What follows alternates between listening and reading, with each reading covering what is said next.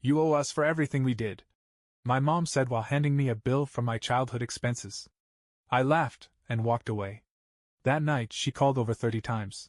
I was halfway through packing the last of my things when my mom knocked on the door.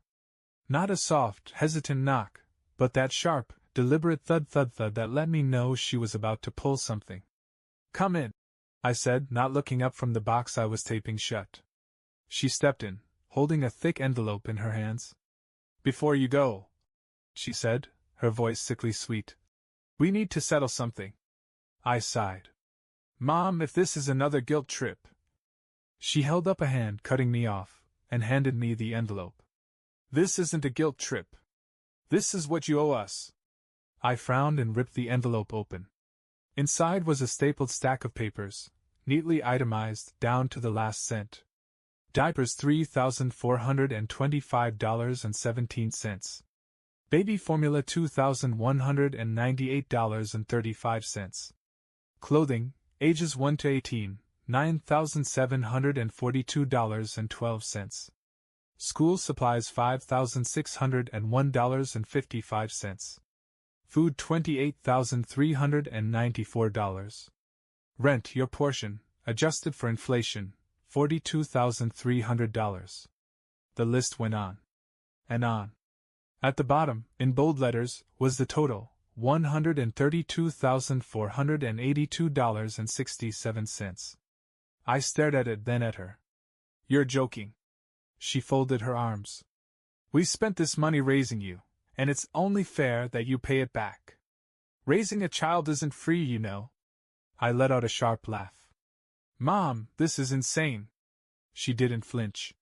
You wouldn't be where you are without us. And it's about time you started showing some appreciation. Appreciation?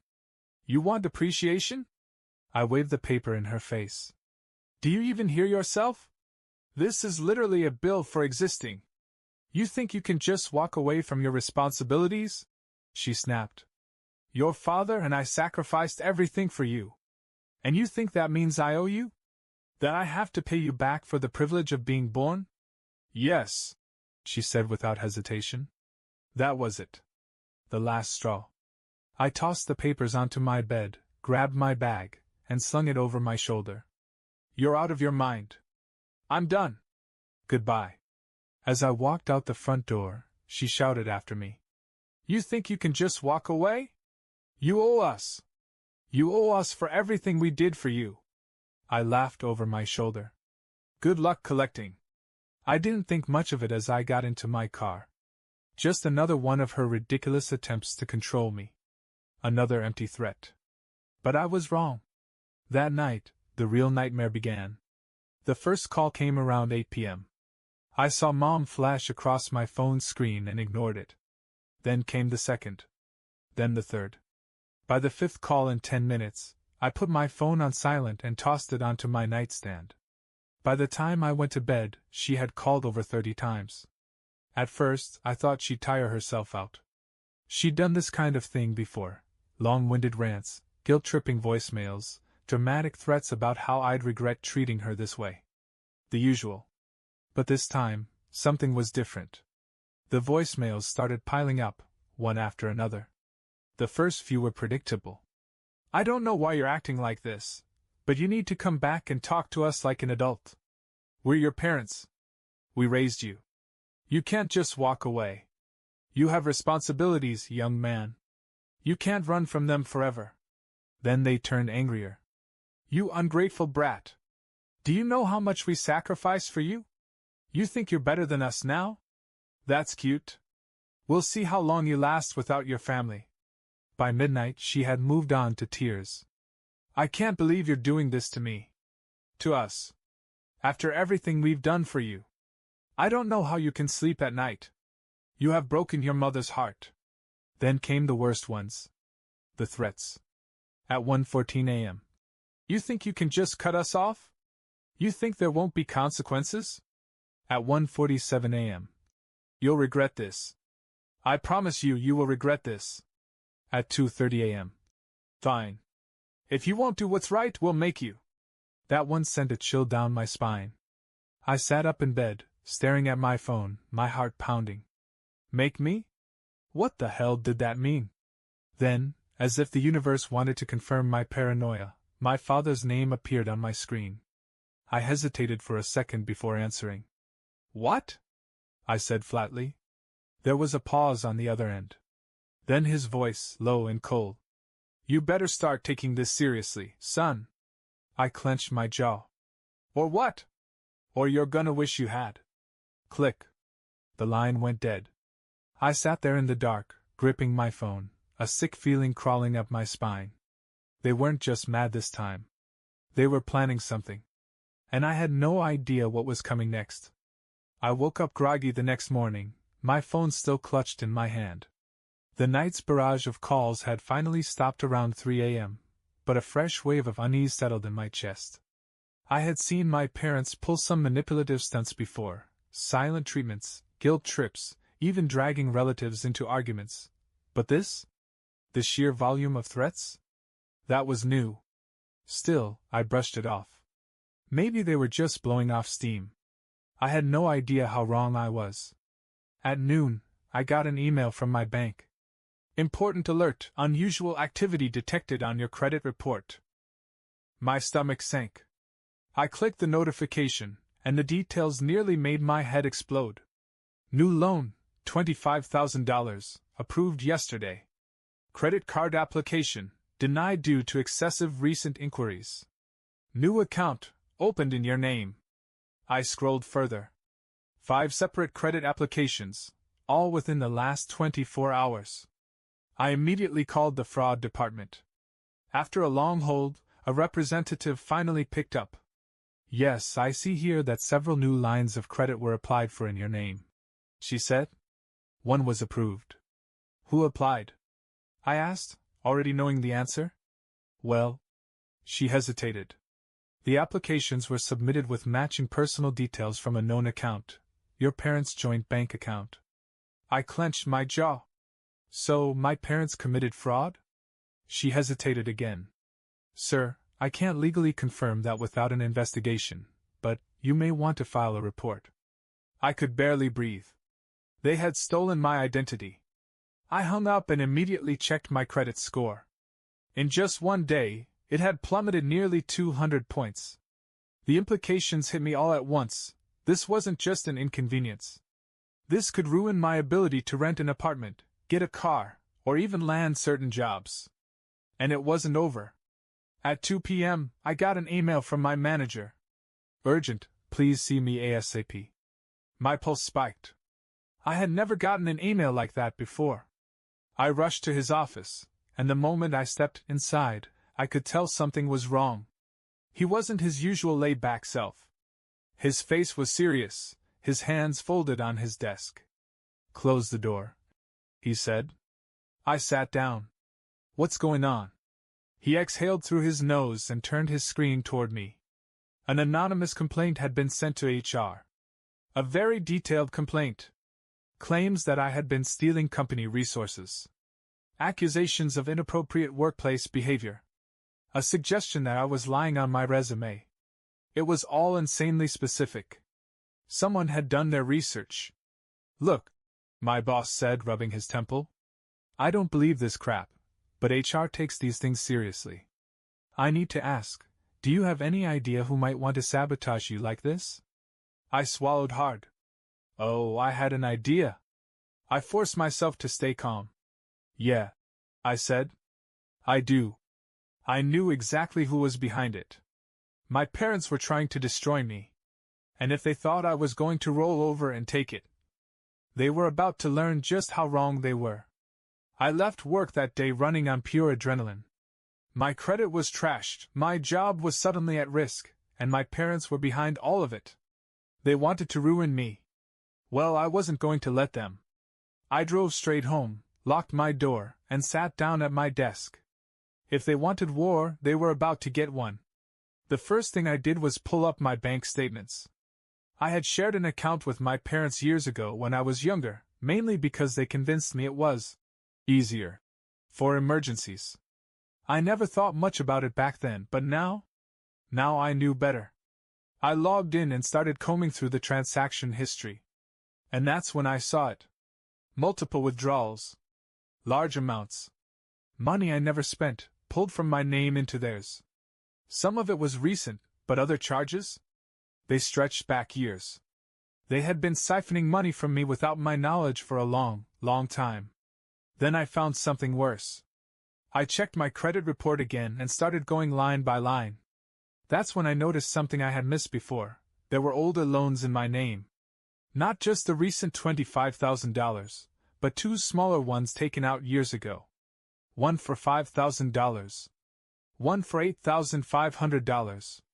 They had been doing this long before yesterday. They had slowly been taking out money in my name, probably assuming I'd never check. I felt my blood run cold. This wasn't just fraud. This was years of theft. At this point, I needed to know how deep this went. So I did something I should have done a long time ago. I started checking public records. I searched for any financial actions involving my name. And that's when I found the worst of it. My parents had filed taxes using my name. They had claimed me as a dependent for years, even when I was financially independent. Worse?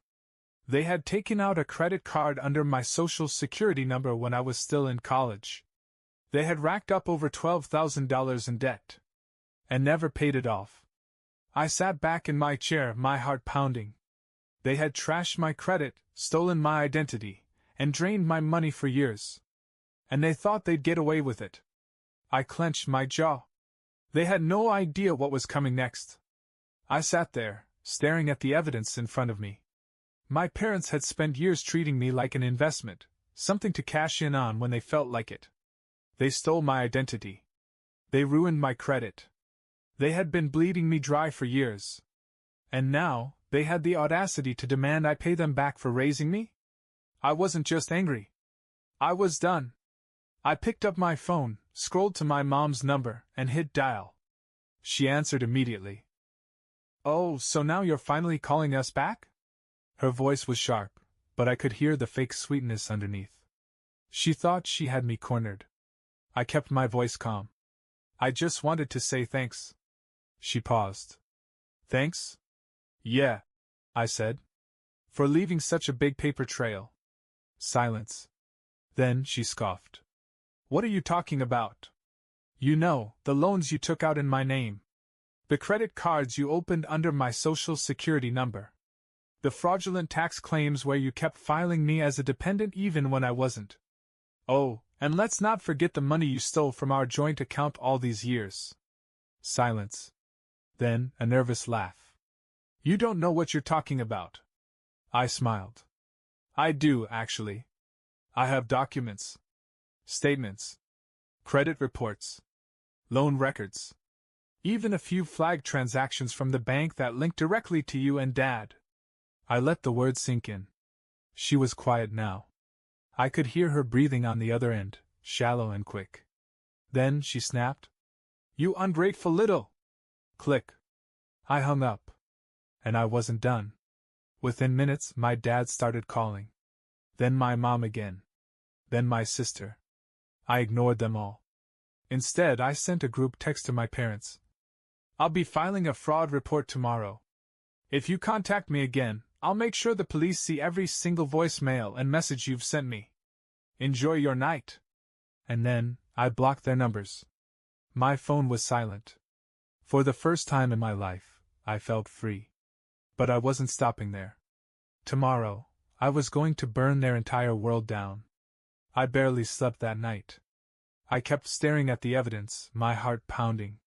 Every few minutes, I'd check my phone out of habit, only to see the blissful silence after blocking their numbers. No calls. No texts. No more manipulation. But silence didn't mean it was over. The next morning, I got up early and drove straight to the bank. The fraud department had already flagged the activity on my account, so when I sat down with the representative, they didn't waste time. I showed them everything: loan records, account statements, even the public record showing fraudulent tax filings. The woman helping me frowned, shaking her head as she scanned through the documents. "This is serious," she said. "You need to report this to the authorities." I nodded. "Already planning on it." The next stop was the police station. I took a deep breath before walking in, reminding myself that this wasn't some petty family drama anymore. This was a crime.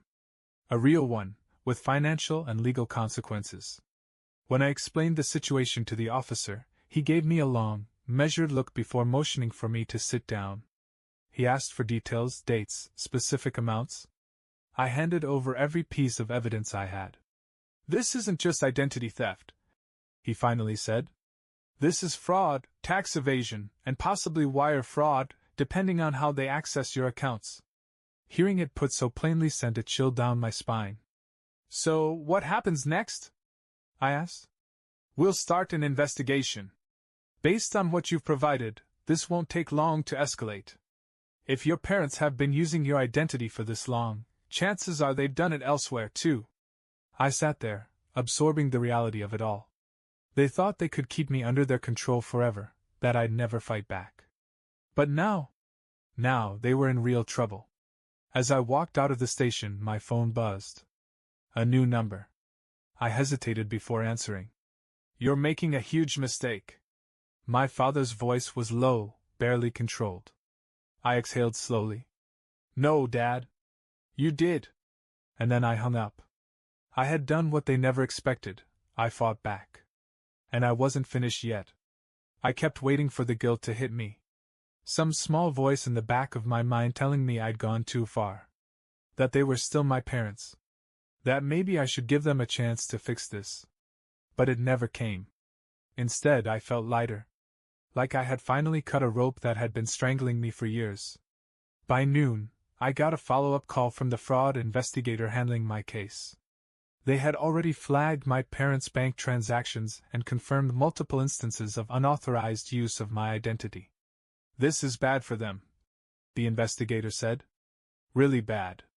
I nodded, even though he couldn't see me. "Good." Then, almost as if on cue, my email pinged. A new message. Subject: "We need to talk." It was from my mother. I didn't even open it. I just smiled, marked it as spam, and went about my day. The emails kept coming. Different subject lines, same desperation. "We can fix this.